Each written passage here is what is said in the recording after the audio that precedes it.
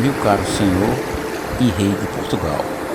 Nesse momento, estamos em viagem pela costa nordestina brasileira, em viagem de trabalhos militares e pesquisas científicas diversas. Apesar do envio de outras missivas tratando sobre a medicina na colônia, aproveite os longos períodos de calmaria no mar para mais um resumo sobre o tema. Inicio o relato desde os primeiros povoados dos engenhos brasileiros, atravessando as primeiras vilas em meio às capitanias.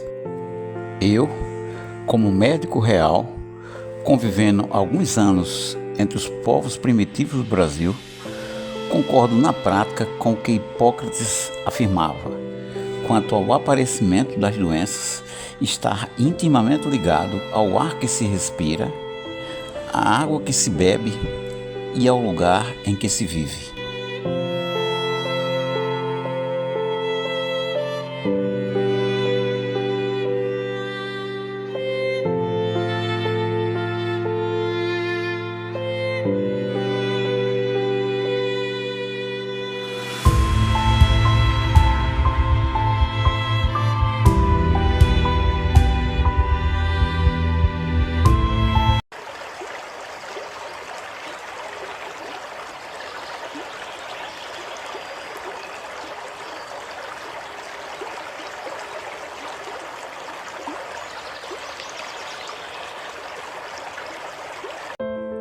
Meu rei, apesar do importante conhecimento científico na medicina deixada pela cultura árabe, por Avicena, por Paracelso, por André Vessalio e outros gigantes, desde as confusas dissecações públicas, a medicina precisa caminhar. E a colônia brasileira é atualmente o local ideal para esse fim. Nossos jesuítas, em meio à catequese, continuam atuando no combate às doenças com as práticas de sangrias e uso de ervas medicinais. Entretanto, os pajés, com suas curas místicas e suas práticas espirituais, continuavam sendo desprezados e eram um empecilho para a cristianização dos índios. Observamos que, em parte, os conflitos ocorrem devido ao enriquecimento das missões jesuíticas através do lucrativo comércio das drogas. Entre essas drogas, ainda tínhamos a canela, o cacau, diversas raízes aromáticas, etc. Esses lucros obtidos eram remetidos para custear mão de obra especializada para a construção de igrejas, enfermaria, alimentação indígena, etc.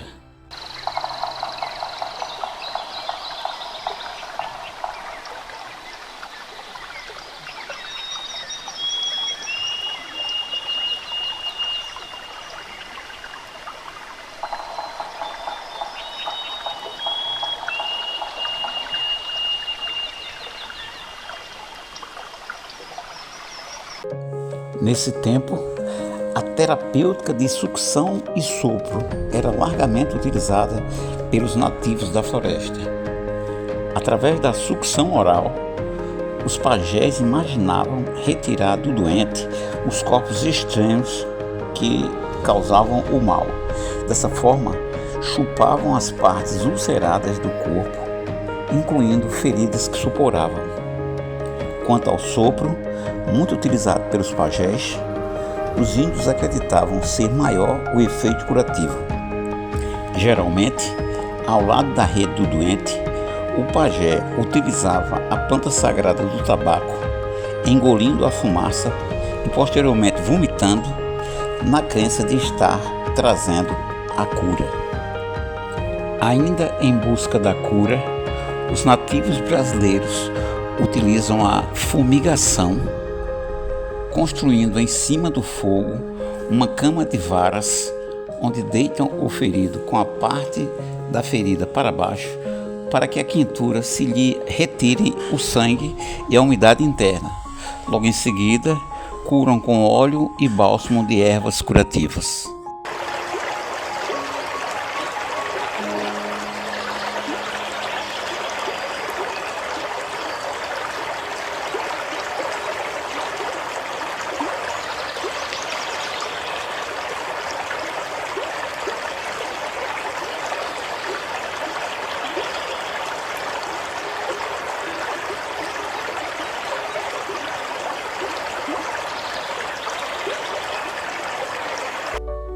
Quanto aos ferimentos mais profundos ocorridos entre os nativos, eles eram suturados com cipós específicos, onde geralmente, sem grandes anestésicos, os feridos procuravam não demonstrar suas dores durante as suturas.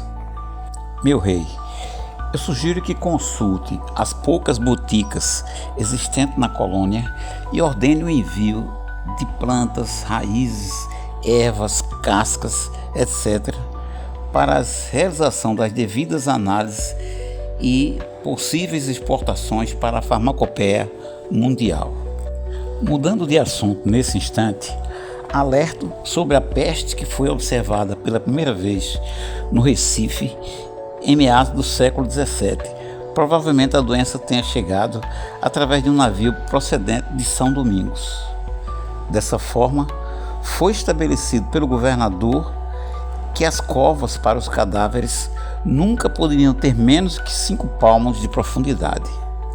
Vendo a realização de diversas sangrias quase a céu aberto, observo que, apesar da precariedade da colônia, os profissionais da cirurgia continuam obrigados a prestar exames perante o cirurgião-mor do reino, conforme determinação desde o século XV.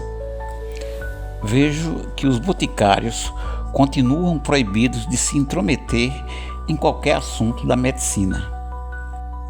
Entre os cuidados, apesar da precariedade e do medo das pessoas, alguns engenhos e vilas começam a realizar a prática da vacinação como prevenção para algumas doenças.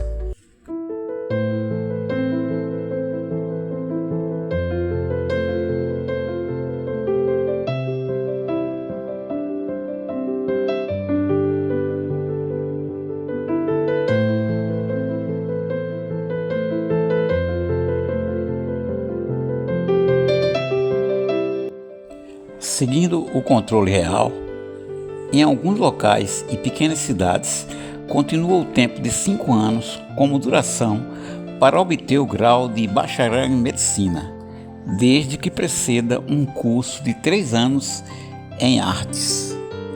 Aproveito nesse instante, meu rei, para que penalize os cruéis senhores de escravos que exploram jovens escravizados até a extinção de suas saúdes, abandonando-os em seguida, pois vejo que pela grande quantidade desses infelizes, as fugas e revoltas começam a se tornar rotina e problema para o reino.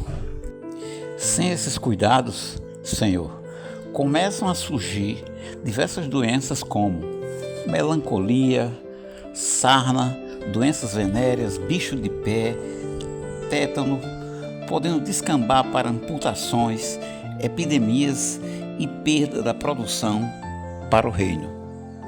Dessa forma, os jesuítas e outras ordenações religiosas continuam suas catequeses, os indígenas nos abastecendo com cada vez mais informações sobre ervas, raízes, cascas, os padres se instruindo sobre a fauna, flora e catalogando tudo para envio até a corte de Vossa Majestade.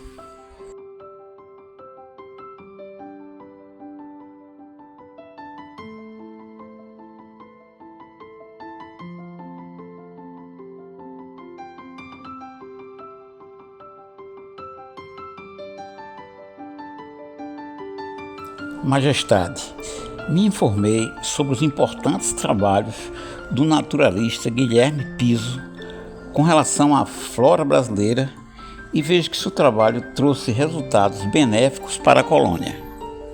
Observei que nas vilas e engenhos o trabalho de tratamento e cura dos doentes e alguns feridos por embates com tribos rebeldes continua. As primeiras Santa Casas de Misericórdia começam a atender grande parte dos doentes através dos jesuítas e os poucos médicos da colônia. Em algumas casas de misericórdia, o mau cheiro é amenizado com os defumadores locais e portáteis conduzidos por escravizados para diminuir o fedor dos ferimentos. Nas cidades maiores, alguns curandeiros escravizados circulam nas ruas principais vendendo seus remédios e ensinando o uso dessas ervas.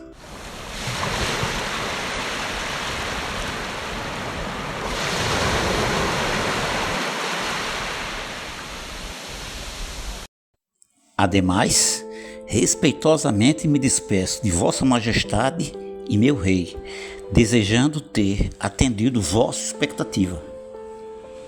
Sigo, continuando obedecendo vossas ordens e desejando saúde e paz para Vossa Majestade e sua corte, do seu médico real na colônia brasileira.